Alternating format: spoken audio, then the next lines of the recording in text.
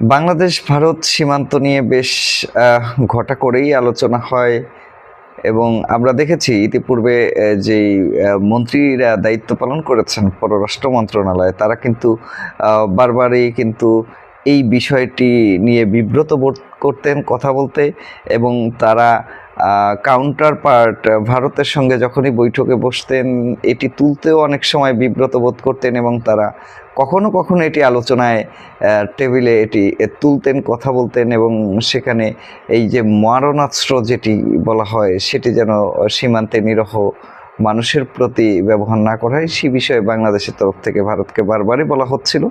কিন্তু তবুও সীমান্ত হত্যার ঘটনা কিন্তু ঘটছেই।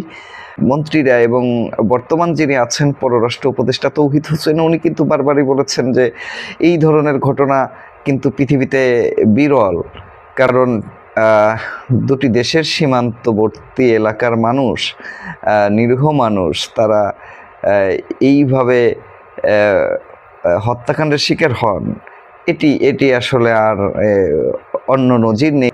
তারা এটিকে বারবারই বলছেন যে নজিরবিহীন ঘটনা এবং পৃথিবীতে বিরল ঘটনা, যে কেবল বাংলাদেশের ক্ষেত্রে এটি হয়। আমাদের নিরাপত্তা বিশ্লেষক যারা আছেন তারাও কিন্তু একই কথা বলছেন বারবার, তবুও সীমান্ত হত্যা বন্ধ হচ্ছে না। আর একটি আলোচিত ঘটনা ফেলানী হত্যাকাণ্ড। দীর্ঘ সময় ধরে কাঁটাতারে ঝুলে থাকা সেই ফেলানী, তার রক্তাক্ত মরদেহ, সেটি আমাদেরকে বেশ নাড়িয়ে দিয়েছিল। আজ ফেলানীর যে ভাই, বাংলাদেশের যে সীমান্তরক্ষী বাহিনী সেখানে তিনি যোগ দিয়েছেন। প্রতিক্রিয়ায় ফেলানীর ভাই বলেছেন যে আলহামদুলিল্লাহ, আমার বোনকে যে সীমান্তে আজকে আমি সেই সীমান্তে রক্ষিত করি।